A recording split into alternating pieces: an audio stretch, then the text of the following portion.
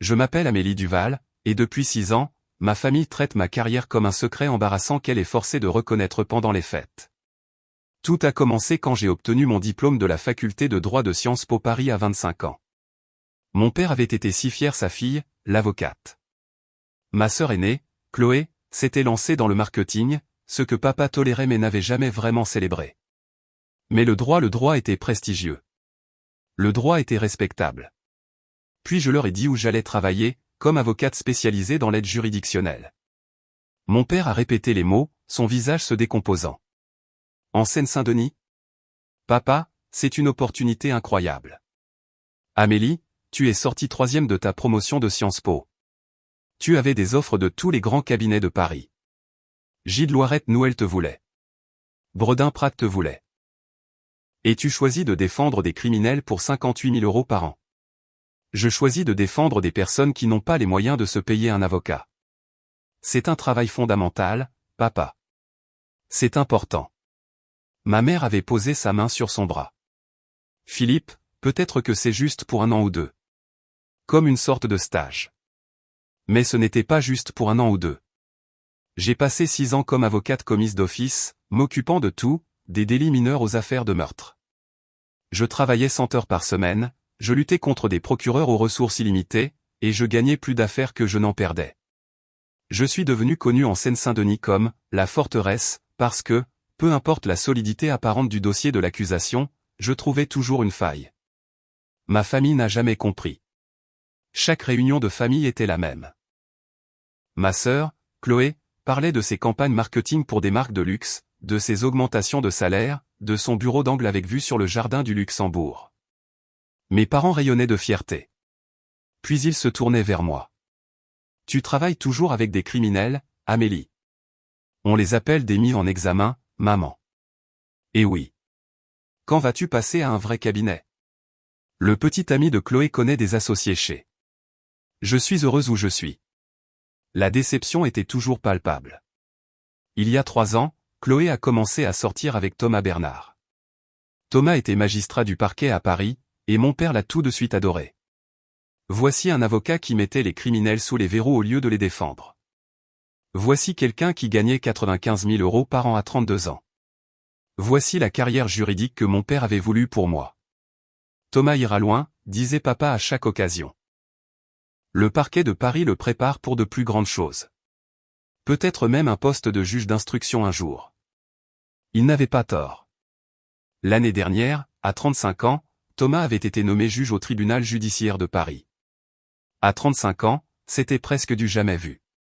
La plupart des magistrats du siège n'étaient pas nommés avant la fin de la quarantaine ou la cinquantaine. Mon père avait organisé un dîner de célébration le soir de l'annonce de la nomination de Thomas. Champagne, discours, toast sur la façon dont Thomas représentait le meilleur de la profession juridique. J'étais assise en silence au bout de la table, écoutant mon père faire l'éloge de l'homme qui avait été mon adversaire dans 3 de mes affaires. Thomas en avait gagné 2. J'en avais gagné une un non-lieu complet qui avait fait la une du Monde en raison de la faute professionnelle du procureur que j'avais révélée. Thomas et moi ne parlions jamais de nos rencontres au tribunal lors des dîners de famille. C'était une règle tacite. Ma famille voulait croire que nous étions tous les deux des professionnels du droit faisant simplement des choses différentes. Ils ne voulaient pas reconnaître que nous étions des adversaires. Mais nous l'étions. Ce que ma famille ne savait pas, ce que j'avais soigneusement gardé pour moi, c'est qu'il y a 6 mois, tout avait changé. Il y a 6 mois, j'avais reçu un appel du cabinet de la garde des Sceaux, Valérie Durand. Mademoiselle Duval, la ministre aimerait vous rencontrer concernant une nomination judiciaire. J'avais supposé que c'était pour recommander quelqu'un d'autre. J'avais travaillé avec des dizaines d'avocats talentueux qui méritaient d'être reconnus. Mais quand je suis arrivé au bureau de la ministre place Vendôme, elle est allée droit au but. Amélie, que penseriez-vous d'un poste de conseillère à la cour d'appel? Je l'avais dévisagé. Je suis désolé, quoi? Le conseiller de la Croix prend sa retraite de la cour d'appel de Paris. C'est l'une des cours les plus importantes du pays, juste en dessous de la cour de cassation. Je cherche quelqu'un de brillant, d'intègre et qui n'a pas peur des puissants intérêts. Votre nom revient sans cesse. Madame la ministre, j'ai 31 ans. Je suis une simple avocate. Les conseillers à la cour d'appel sont généralement Généralement des magistrats de carrière plus âgés. Oui. C'est exactement pourquoi nous devons changer ce schéma.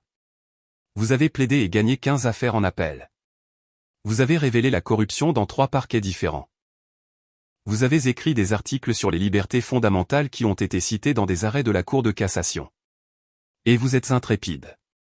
Elle avait fait glisser un dossier sur son bureau. Ceci est une lettre de soutien du premier président de la Cour d'appel. Ceci est une lettre du doyen de la faculté de droit d'Assas. Ceci est une lettre de la Ligue des droits de l'homme. Ceci est une lettre de 20 avocats de 3 barreaux différents. Tous ceux à qui j'ai parlé disent la même chose, vous êtes le meilleur esprit juridique de votre génération. J'avais ouvert le dossier avec des mains tremblantes. Les lettres étaient élogieuses. Le doyen d'Assas avait écrit, en 30 ans d'enseignement, je n'ai jamais rencontré un esprit juridique aussi vif ni une boussole morale aussi juste que ceux d'Amélie Duval. C'est. Je ne sais pas quoi dire. Dites que vous acceptez la nomination. Le processus s'était déroulé incroyablement vite. La ministre avait des relations. Le moment était opportun. Le président avait besoin d'une victoire sur les nominations judiciaires, et mon dossier était irréprochable. J'étais jeune, oui, mais mon travail parlait de lui-même. L'enquête de la DGSI était approfondie. Le Conseil national des barreaux m'avait donné un avis des plus favorables. La proposition de nomination devait être soumise au Conseil supérieur de la magistrature 3 mois plus tard. Je n'ai rien dit à personne. Ni à ma famille, ni à mes collègues du cabinet, ni à mes amis les plus proches. Les nominations judiciaires pouvaient échouer pour d'innombrables raisons, un ancien client créant la controverse, un changement politique, une campagne d'opposition. Je ne voulais pas célébrer prématurément. Puis, il y a 2 semaines, ma nomination avait été confirmée par décret du président de la République. Hier, j'avais prêté serment en tant que plus jeune conseillère jamais nommée à la Cour d'appel de Paris. À 31 ans. La cérémonie avait été privée, en présence uniquement du premier président, de la ministre Durand et de quelques greffiers. Le communiqué de presse serait publié lundi matin. D'ici là, j'avais des ordres stricts de garder le secret. Le premier président voulait coordonner la stratégie médiatique autour de plusieurs nominations judiciaires annoncées simultanément. Mon bureau était prêt. Ma plaque nominative avait été installée, l'honorable Amélie Duval, conseillère à la Cour d'appel. Et lundi matin, j'avais ma première réunion d'attribution des cas avec le premier président et les autres conseillers de la Cour le même lundi matin que la fête de départ à la retraite de mon père. Le texto de mon père est arrivé le mercredi, 5 jours avant les 2 événements. Fête de retraite samedi, 18 h, au Ritz. Tenue de soirée exigée. Toutes les personnes importantes seront là. Je l'ai lu 2 fois. Mon père prenait sa retraite après 35 ans en tant que cadre supérieur dans une grande société pharmaceutique. C'était un grand moment pour lui. Bien sûr, je serai là. J'ai répondu, je serai là. Félicitations, papa. 1 heure plus tard, un autre texto. En fait, je dois te parler de la fête. Il a appelé immédiatement après. Amélie, je dois te demander une faveur. Bien sûr, papa. Qu'est-ce que c'est? La fête sera de haut niveau. Des membres du conseil d'administration, des cadres, des investisseurs. Les parents de Thomas viennent.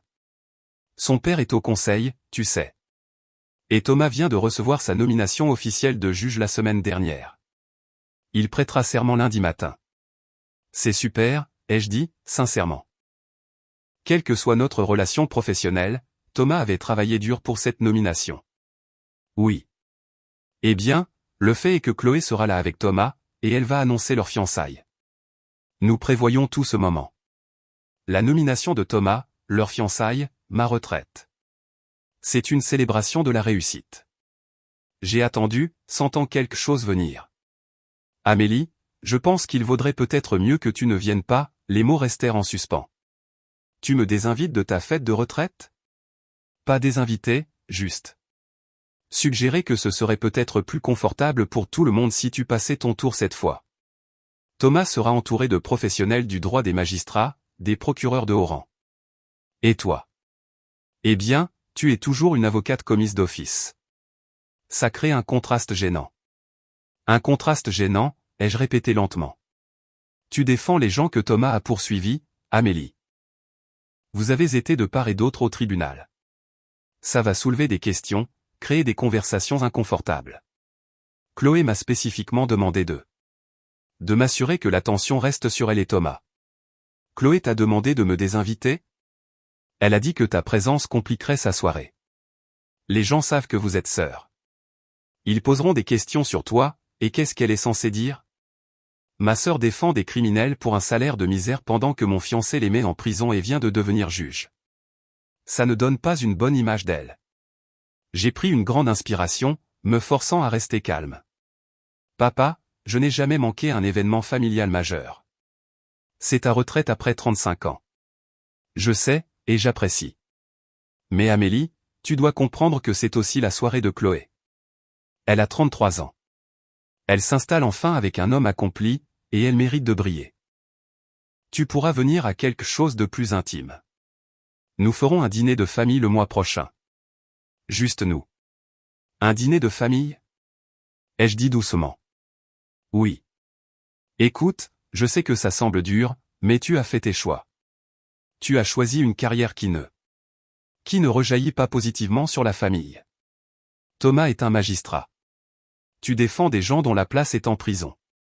Peux-tu voir en quoi cela crée des problèmes? J'ai failli rire. J'ai failli tout lui dire à ce moment-là. Mais quelque chose m'a retenu. Peut-être l'orgueil. Peut-être la mesquinerie. Peut-être le désir de voir son visage quand il réaliserait ce qu'il avait fait.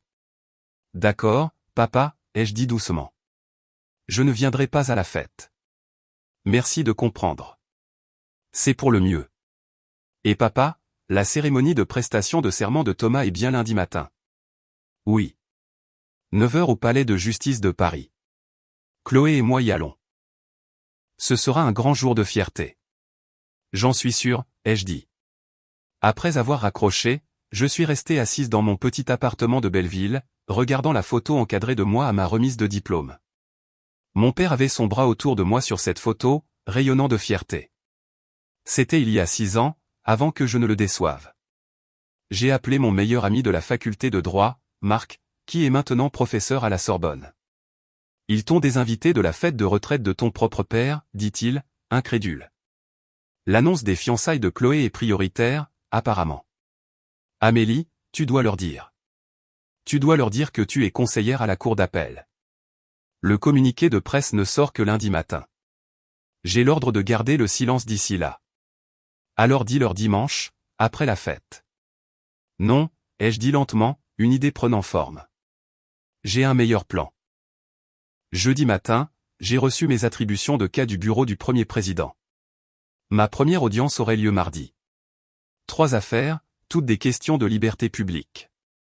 Je siégerai avec 2 conseillers plus anciens. Vendredi, j'ai rencontré mes 3 assistants de justice, de brillants diplômés en droit récent qui m'aideraient dans mes recherches et la rédaction de mes arrêts.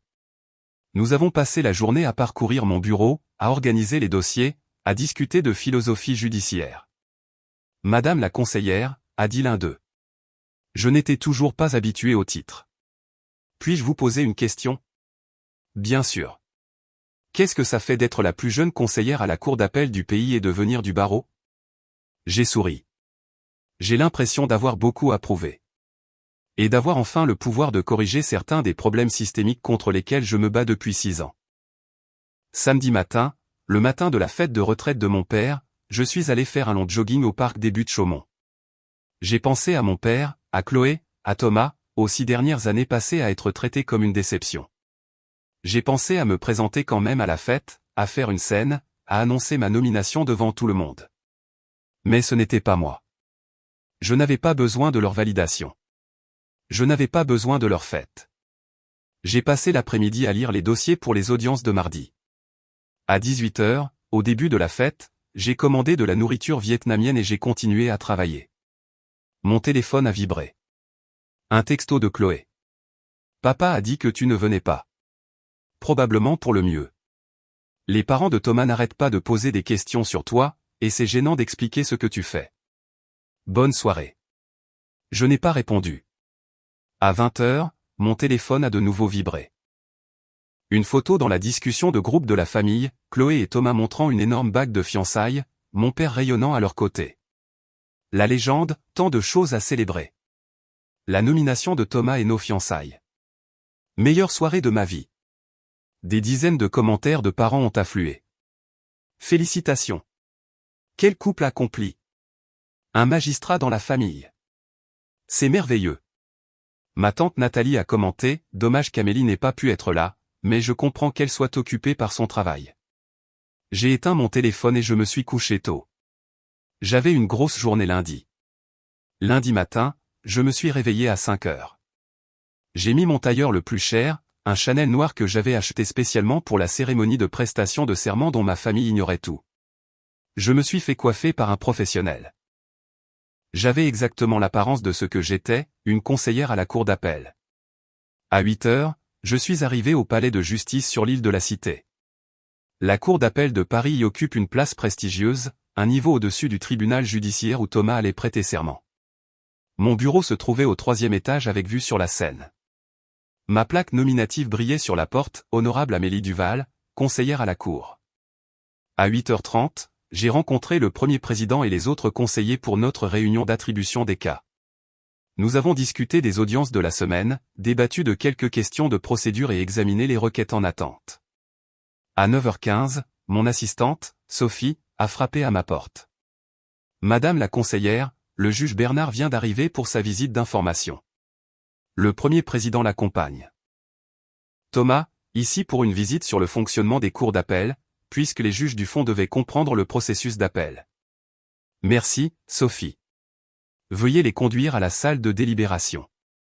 J'arrive tout de suite.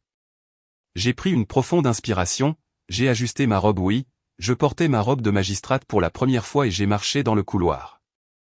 À travers la porte vitrée de la salle, je pouvais voir Thomas dans son nouveau costume, l'air fier et confiant. Le premier président lui parlait en faisant des gestes autour du palais. J'ai ouvert la porte. Bonjour, monsieur le premier président. Bonjour, juge Bernard. Thomas s'est retourné. Son visage est devenu blême. Amélie, dit-il, sa voix à peine un murmure. Madame la conseillère Duval, corrigea doucement le premier président. Bien que je comprenne que vous vous connaissiez. Thomas, la conseillère Duval a été nommée à la cour d'appel il y a 2 semaines. Elle sera l'une des conseillères qui examineront les appels des jugements de votre tribunal.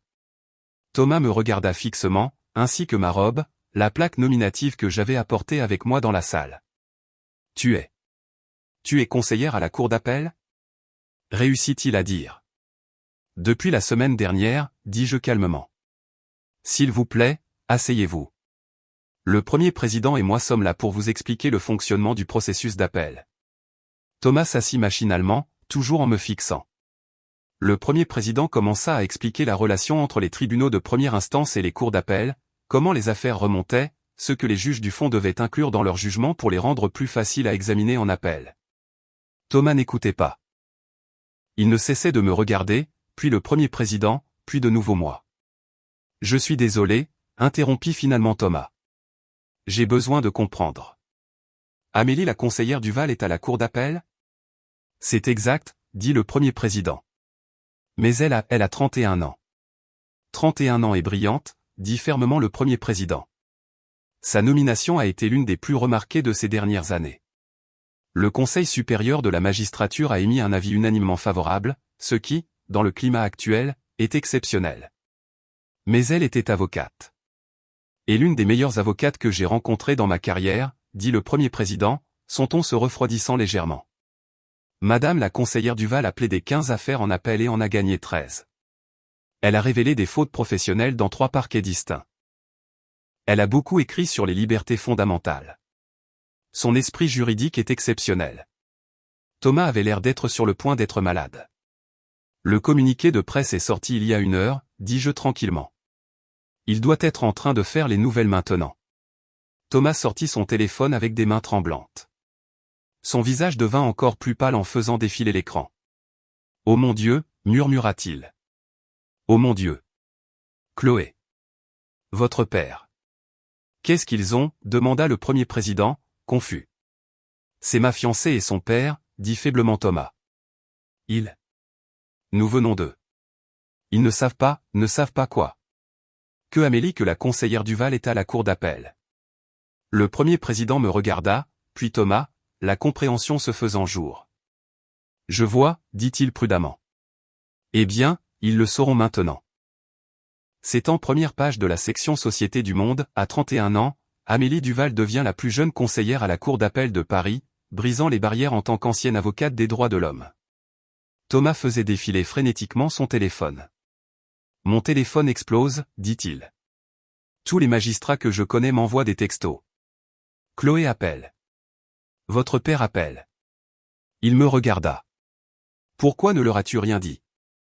Ils n'ont pas demandé, dis-je simplement.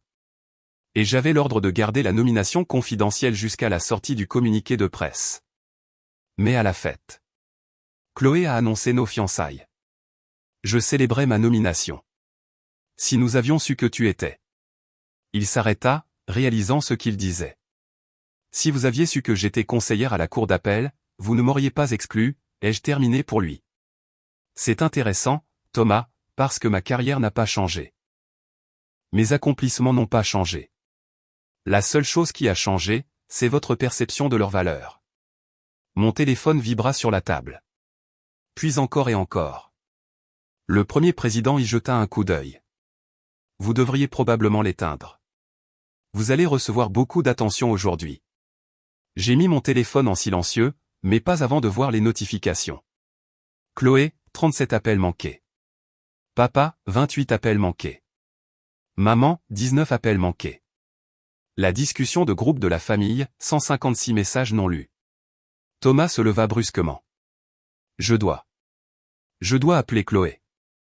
Excusez-moi. Il sortit presque en courant de la salle. Le premier président me regarda avec quelque chose qui ressemblait à de la sympathie. Complication familiale? Demanda-t-il. On peut dire ça. Pour ce que ça vaut, madame la conseillère, vous avez mérité ce poste entièrement par votre mérite. Quelles que soient vos dynamiques familiales, cela ne change rien. Merci, monsieur le premier président. Maintenant, devrions-nous discuter de vos premières audiences? Vous avez 3 affaires mardi, et elles sont toutes importantes. Nous avons passé l'heure suivante à examiner les cas. Quand nous avons terminé, mon téléphone affichait 94 appels manqués et plus de 200 messages textes. À 11 heures, Sophie frappa de nouveau. Madame la conseillère, il y a des journalistes dans le hall. Ils veulent une interview sur votre nomination. Et il y a une femme qui prétend être votre sœur et qui exige de vous voir. Dites aux journalistes que je ferai une déclaration cet après-midi. Et dites à ma sœur que je suis en délibéré et que je ne peux pas être dérangé. Oui, madame. À midi, j'ai finalement vérifié mes messages. Les textos de Chloé étaient passés de la confusion à la colère puis à la panique. Amélie, appelle-moi maintenant. Pourquoi ne nous as-tu rien dit? Thomas est humilié. Tout le monde à sa cérémonie de prestation de serment parlait de toi au lieu de lui. Papa est sous le choc. Comment as-tu pu nous faire ça? Tu nous as délibérément laissé t'exclure de la fête en sachant que tu étais conseillère à la cour. C'est si typique de toi, de tout ramener à toi. Les messages de mon père étaient similaires. Amélie, nous devons parler immédiatement. Je viens de lire Le Monde. Est-ce que c'est vrai? As-tu la moindre idée à quel point c'est humiliant? Tout le monde à la fête était là samedi. Maintenant, ils appellent tous pour demander pourquoi nous n'avons pas mentionné ta nomination. Les gens pensent que nous ne savions pas que notre propre fille avait été nommée à la cour d'appel. Nous passons pour des imbéciles. Les messages de ma mère étaient les plus émouvants.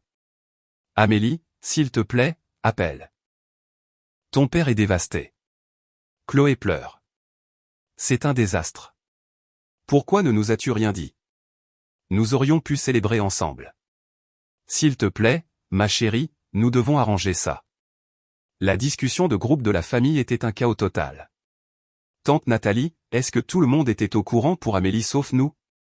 Oncle François, une conseillère à la cour d'appel? C'est plus élevé que le poste de Thomas. Cousine Marie, attendez, je suis perdu.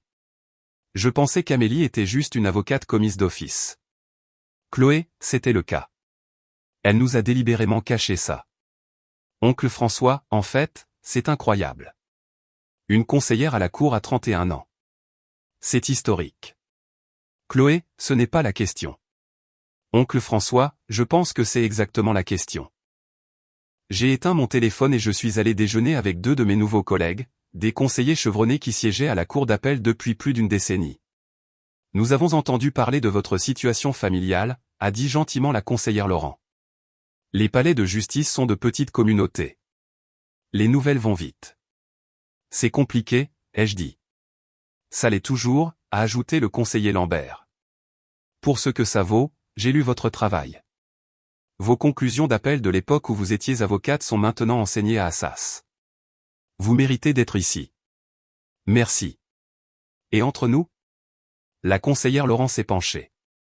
Thomas Bernard est un bon juge, mais il n'a pas l'étoffe de la cour d'appel. Pas encore. Peut-être jamais. Vous, si. Ne laissez pas les politiques familiales vous faire douter de cela. Mardi matin, l'histoire avait explosé. Le Monde publia un grand article, de la défense des démunis à la cour d'appel, le parcours improbable d'Amélie Duval. Le Figaro publia une tribune, pourquoi nous avons besoin de plus de magistrats comme Amélie Duval.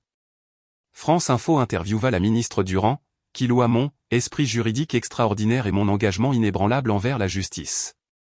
France 24 diffusa un reportage sur la nature historique de ma nomination, la plus jeune conseillère à la cour d'appel de l'histoire, l'une des rares issues directement du barreau.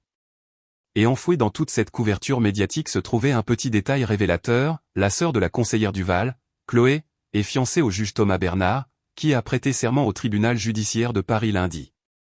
La famille Duval n'était pas disponible pour commenter. Mon téléphone n'arrêtait pas de sonner.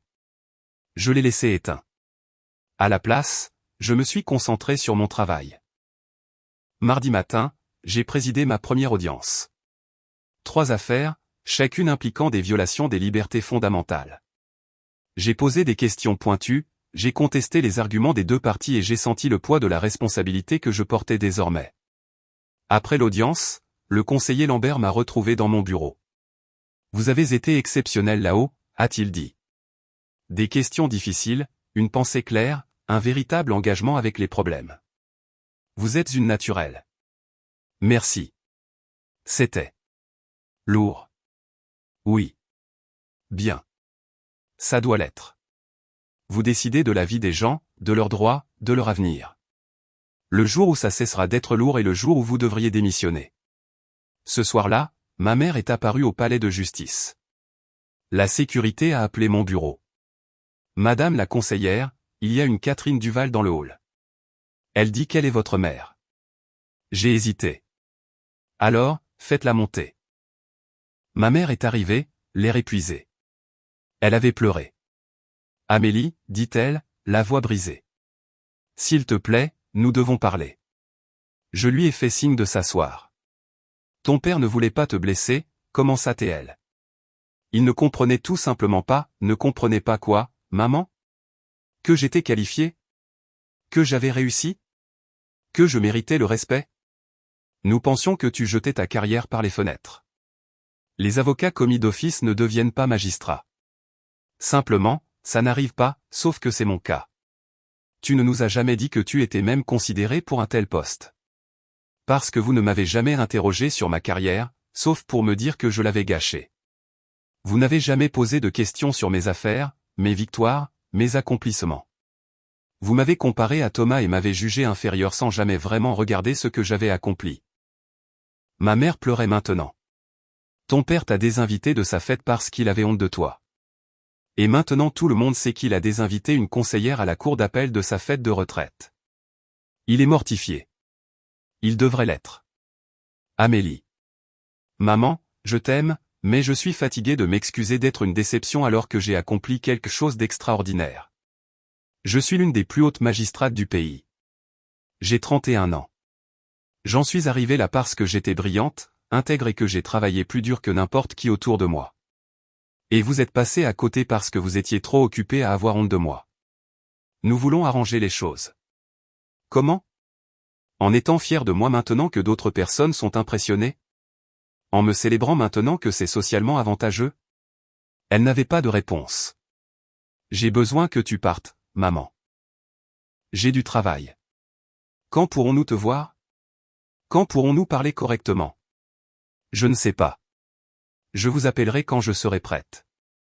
Après son départ, je suis resté à ma fenêtre, regardant Paris, la ville où j'avais passé 6 ans à être traité comme un échec par ma famille tout en construisant discrètement quelque chose de remarquable. Mon téléphone a vibré. Je l'ai rallumé pour vérifier les messages de mes assistants. Un texto se démarquait, de Thomas. Amélie, j'ai besoin de te parler. Pas de truc de famille. D'une affaire. Je l'ai rappelé. Quelle affaire? J'ai une affaire pénale qui se présente devant moi la semaine prochaine. L'accusé prétend qu'il y a eu faute professionnelle du procureur. Son avocate cite 3 affaires où tu as exposé des problèmes similaires quand tu étais avocate. J'ai lu les conclusions. Elles sont convaincantes, et je pense qu'elle a raison. Je pense que l'accusation a pris des raccourcis. Mais si je statue en sa faveur, le parquet fera appel. Devant ta cour, potentiellement. Donc, tu veux savoir comment je statuerai? Non. Je veux savoir. Je veux savoir si je peux être le genre de juge qui prend la bonne décision même quand c'est politiquement inconfortable, comme tu l'as fait pendant 6 ans. Je suis resté silencieux un moment. Thomas, tu n'as pas besoin de ma permission pour être un bon juge. Tu as juste besoin de lire la loi, d'examiner les faits et de statuer en conséquence. C'est le travail. Ta famille est furieuse contre toi. Je sais. Chloé dit que tu l'as embarrassé exprès. Que tu aurais pu nous parler de ta nomination mais que tu as choisi de ne pas le faire. Il a fait une pause. Penses-tu que c'est vrai? Je pense que tu as tracé ta propre voie pendant que nous étions tous trop occupés à te juger pour le remarquer. Et je pense que je te dois des excuses, Thomas. Je suis sérieux. Je me suis opposé à toi au tribunal pendant 3 ans. J'en ai gagné, tu en as gagné. Mais je ne t'ai jamais respecté comme j'aurais dû. J'ai vu avocate commise d'office et j'ai supposé. Je ne sais pas ce que j'ai supposé. Que tu étais moins sérieuse, moins talentueuse. C'était stupide et faux. Merci de dire ça. Pour ce que ça vaut, tout le monde au palais de justice parle de toi. Les greffiers sont ravis qu'il y ait une ancienne avocate à la cour. Les autres conseillers sont impressionnés par ton travail. Tu as déjà changé la culture ici, et tu n'es en fonction que depuis moins d'1 semaine. Après avoir raccroché, j'ai senti quelque chose changer. Pas le pardon, pas encore, mais peut-être le début de la compréhension. 3 mois plus tard, j'étais dans mon bureau à préparer une audience quand Sophie a frappé. Madame la conseillère, votre père est dans le hall. Il n'a pas de rendez-vous, mais il dit que c'est important. J'ai pensé à le renvoyer. Puis, donnez-moi 5 minutes, puis faites-le monter. Mon père est apparu, l'air plus âgé que dans mon souvenir. Il portait un dossier. Amélie, merci de me recevoir. Vous avez 15 minutes. J'ai une audience à 14 heures. Il s'est assis en face de mon bureau, regardant autour de lui, les livres de droit, les arrêts encadrés que j'avais déjà rédigés, la photo de ma cérémonie de prestation de serment. Je suis venu m'excuser, dit-il doucement. Pas des excuses rapides. De vraies excuses. J'ai attendu. J'ai passé 35 ans dans les affaires, commença-t-il. J'ai appris à évaluer rapidement la valeur. Ce qui importait, ce qui n'importait pas. Qui était important, qui ne l'était pas. Ça m'a rendu prospère. Ça m'a aussi rendu aveugle. Il ouvrit le dossier. J'ai lu des choses sur toi.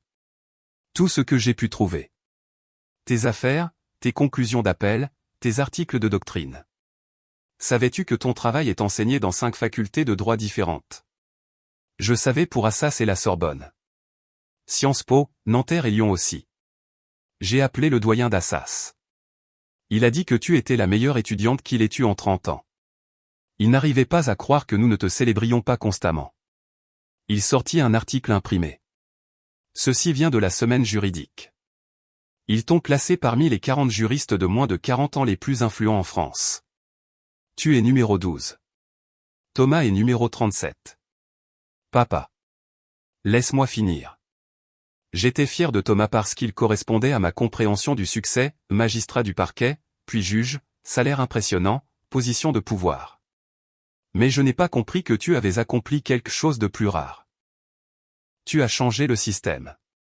Tu as protégé des gens qui n'avaient personne d'autre. Tu l'as fait avec assez de brio pour être nommé à l'une des plus importantes cours du pays à 31 ans. Il me regarda directement. J'ai eu tort, Amélie. Pas seulement pour la fête. Pour les 6 années passées à te traiter comme si tu avais échoué alors que tu réussissais d'une manière que j'étais trop borné pour reconnaître. Je suis désolé. Merci, dis-je doucement. Je sais que je ne peux pas réparer ça avec une seule conversation. Je sais que je t'ai profondément blessé. Mais je veux essayer, si tu me le permets. J'y ai pensé à 6 ans de déception, à la fête de retraite, au fait d'être traité comme une source d'embarras. Mais j'ai aussi pensé à la visite de ma mère, à l'appel de Thomas, à l'article que mon père avait apporté, montrant qu'il avait fait de véritables recherches sur ma carrière. J'y réfléchirai, ai-je dit. Mais papa, j'ai besoin que tu comprennes quelque chose. Ma carrière n'a pas moins de valeur parce qu'elle ne ressemble pas à la tienne. Mon succès n'est pas moins significatif parce qu'il vient de l'aide aux gens plutôt que de l'argent. Si tu ne peux pas comprendre ça, nous ne pouvons pas avancer. Je le comprends maintenant, dit-il. J'aurais dû le comprendre il y a 6 ans. Après son départ, je suis retourné à la préparation de mon audience. L'affaire concernait la responsabilité de l'État pour faute lourde, la question de savoir si des fonctionnaires de police pouvaient être tenus pour responsables de violation des libertés fondamentales. C'était exactement le genre de problème systémique contre lequel je m'étais battu en tant qu'avocate. Maintenant, j'avais le pouvoir de le changer. Ce soir-là, j'ai dîné avec Marc, mon ami de la faculté de droit qui m'avait soutenu à travers tout. « Qu'est-ce que ça fait » demanda-t-il. 3 mois après. « C'est lourd, dis-je. Important. Juste. Et ta famille ? Ça s'arrange ? Peut-être. Lentement. Et toi ? Es-tu heureuse ? J'ai pensé à mon bureau, à mes assistants, à mes collègues. Aux audiences où je poussais les avocats à défendre leur position. Aux arrêts que j'écrivais et qui façonneraient la jurisprudence.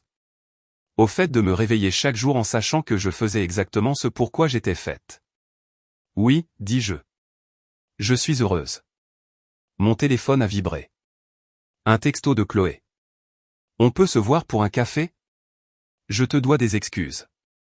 De vraies excuses. J'ai fixé le message un long moment. Puis j'ai tapé, samedi à 10h. Il y a un endroit que j'aime bien près du canal Saint-Martin. Sa réponse fut immédiate. J'y serai. Merci, Amélie. J'ai posé mon téléphone et j'ai regardé les toits de Paris, la même vue que j'avais de mon bureau chaque jour depuis 3 mois. Ma famille avait pensé que j'étais une source d'embarras. Ils m'avaient exclu, méprisé, traité ma carrière comme un échec. Mais j'avais construit quelque chose d'extraordinaire. J'avais changé des vies, protégé des droits et obtenu l'un des postes les plus importants du système judiciaire français. J'étais l'honorable Amélie Duval, conseillère à la Cour d'appel de Paris. Et je l'avais fait non pas en dépit d'être une avocate des démunis, mais grâce à cela. J'avais prouvé que le succès ne ressemble pas toujours à ce que votre famille attend. Parfois, il ressemble à la défense de personnes que tout le monde a abandonnées. Parfois, il ressemble à des batailles difficiles dans des bureaux surchargés. Parfois, il ressemble au choix du principe plutôt que du prestige. Et parfois, si vous êtes brillante, dévouée et un peu chanceuse, ce chemin vous mène exactement là où vous êtes censé être. Mon bureau, ma salle d'audience, ma chance de changer le système de l'intérieur. Il m'avait désinvité de la fête. J'ai construit la mienne.